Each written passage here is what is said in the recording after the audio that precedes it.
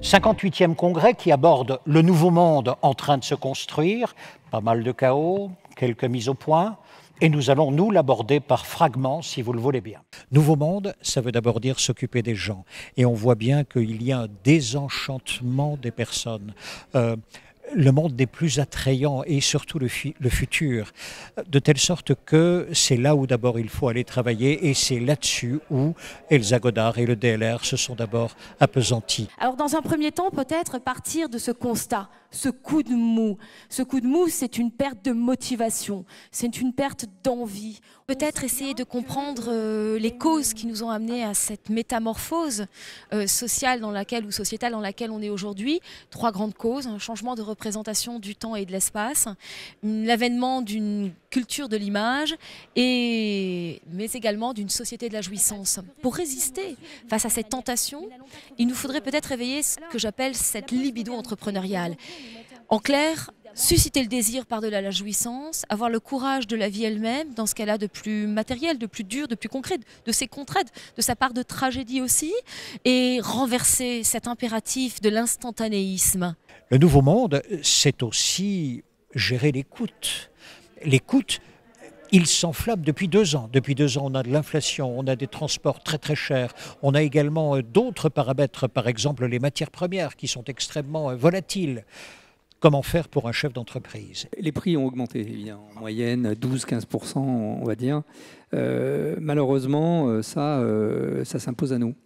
Et ça s'impose à nos fournisseurs également et nos partenaires également. Quand je suis venu à cette conférence, mon envie, mon souhait, c'était avant tout partager une expérience sur des marchés différents avec d'autres interlocuteurs, et je crois que ça nous a permis vraiment d'appréhender d'autres approches. À travers le témoignage que nous avons eu, on a bien compris qu'il faut voir le prix dans une globalité, c'est-à-dire dans tout un écosystème. Ensuite, quelle est la durée de la relation que j'ai avec mes sous-traitants ou bien que j'ai avec mes fournisseurs? Si cette durée est très longue, si nous nous connaissons, nous aurons des avantages à nous asseoir, à négocier. Et on a compris à travers le témoignage qu'il faut bien élargir le sujet pour pouvoir ensuite négocier. Vous ne pouvez pas imaginer une formule de révision de prix où vous gagnez à chaque fois, quoi. Parce que d'abord, ça ne sera pas accepté.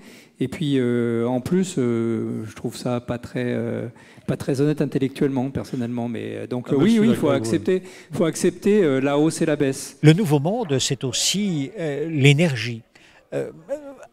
Permettre à l'entreprise de travailler à sa décarbonation successive. Nous, on aime mesurer. On est en train d'ailleurs d'aller beaucoup plus loin, puisqu'on est en train de mesurer machine par machine la consommation électrique et énergétique de chaque machine, voire de chaque run de production, puisqu'en fonction des produits, on a des différences qui s'installent. On a fait une intervention autour de l'énergie qui est un peu dérivée finalement sur les nouveaux modèles managériaux, sur les nouvelles pratiques, sur la gouvernance, sur la stratégie. Essayer de transmettre, alors pour le coup, mon énergie, donc le sujet sur lequel on a extrapolé. Ce que l'on comprend à travers son témoignage, c'est ceci, c'est que derrière l'énergie, pour les hommes, il y a la notion de changement et qu'il va falloir une adhésion sur ces changements et qu'elle-même a conçu précisément tout un groupe de 30 personnes qui aura la responsabilité de venir expliquer à tout le monde le chemin qu'ils auront envisagé et conçu. Ce qu'on a identifié en fait au travers de nos mesures, la première chose, alors moi je connaissais absolument pas ça, c'est cette notion de talon énergétique. Le talon énergétique, alors je ne sais pas s'il y en a dans la salle qui savent ce que c'est, mais moi je ne savais pas bien. Talon énergétique, c'est vous éteignez tout, non pas vous coupez tout, mais vous éteignez tout, et finalement c'est le résiduel. Et le résiduel chez nous, donc si je prends par exemple une de nos usines qui est la plus consommatrice en énergie, c'est-à-dire quand on éteint tout, le week-end, ça nous coûte 10 000 balles. Nous avons aussi, évidemment, dans le nouveau monde, nos comportements individuels. Il y a beaucoup d'incertitudes dans ce monde-ci, il y a beaucoup d'inattendus, de choses nouvelles. Il peut arriver n'importe quoi, n'importe quand. Récemment, un notaire vient de se faire escroquer de 80 millions d'euros, enfin un cabinet de notaire, 80 millions d'euros. C'était l'argent d'une vente sur une cyberattaque complètement banale et faite par des jeunes dans leur canapé à l'autre bout du monde. Il faut bien se dire que les crises, elles touchent toutes les entreprises, quel que soit le secteur d'activité et quelle que soit l'importance de l'entreprise. Il y a deux grands principes. Le premier principe, c'est l'anticipation, se préparer en temps de paix, en temps calme, c'est vraiment essentiel. Et la deuxième, c'est la prise de conscience de l'humilité qu'il faut avoir quand on travaille sur une gestion de crise qui peut être perturbée par des émotions, etc. Et puis enfin, nous avons le changement climatique. Sur le changement climatique, il vaut mieux s'adresser à des personnes qui savent. Et nous nous sommes adressés à Déborah Pardo. Et Déborah Pardo est une spécialiste des albatros mondiale. C'est une espèce qui est bio-indicatrice, c'est-à-dire qu'à partir du moment où on étudie les albatros, en fait, on va comprendre ce qui se passe dans le reste de l'océan. Nous avons une vision trop pessimiste de l'état du monde et en se basant sur les faits, notamment ce que les scientifiques peuvent apporter dans la société, on peut passer à l'action, comme le font les albatros, et pour comprendre vraiment les enjeux derrière, et notamment le fait qu'il n'y a pas que le climat, mais qu'il y a 5 causes d'extinction sur lesquelles les dirigeants doivent s'engager en mesurant leurs impacts autant que possible. Comme vous, il est entrepreneur. Il est éclectique, vous le connaissez. Il est cultivé, il est intelligent, il est humble, il est drôle également. Il adore les femmes, c'est vrai. André Manoukian. Bon ben voilà, j'ai donc été invité à conclure, je dirais, une journée pour DLR. Alors moi, je suis musicien, donc qu'est-ce que j'ai fait quoi avec DLR? Eh ben j'en ai fait des notes de musique, naturellement. Fa, mi, do, intéressant, avec un demi-ton qui démarre, et puis je dirais, on rebondit sur le do, c'est-à-dire quelque chose de solide, mais en même temps de légèrement sentimental, et ça ressemble étrangement à quelque chose de Tennessee, de Johnny Hallyday.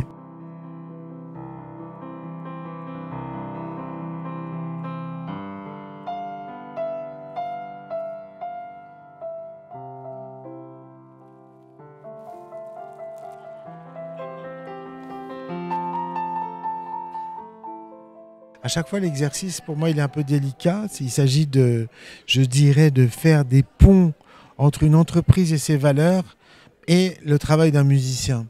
Mais après tout, un chef d'orchestre ou un compositeur, les bons, c'est comme les bons managers. Ils doivent être à l'écoute des musiciens, mais en même temps, avoir un cap. Les manager, ça veut dire établir un courant fluide. Et il n'y a rien de plus fluide que la musique finalement, parce que nous, on crée de l'harmonie. Vous savez qui c'était le patron des musiciens? Il s'appelait Orphée chez les Grecs, et il était chargé de transformer le chaos, désordre en grec, en cosmos, ordre en grec. Donc pour passer du chaos au cosmos, vous avez deux solutions. Soit vous êtes musicien, soit vous avez du matos de chez DLR.